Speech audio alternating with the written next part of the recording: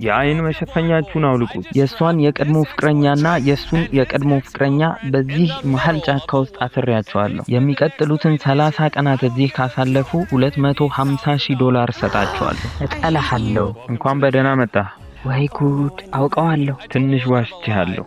እዚህ ያለኸው ካንተና ከአንዷ የቀድሞ ፍቅረኛ ጋር ብቻ አይደለም፣ አንተና 5 የቀድሞ ፍቅረኞች። ከ30 ቀን በኋላ እዚህ የቀረሰው ያንን $250,000 ይካፈላል።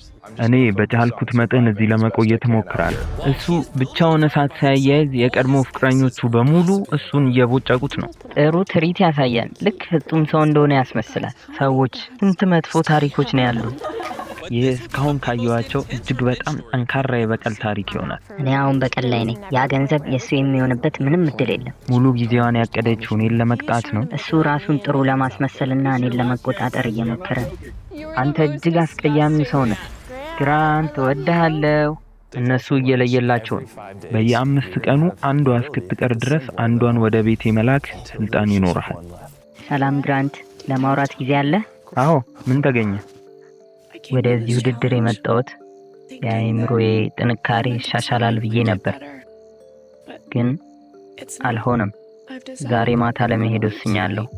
ዛሬ ማታ? የኔን ነው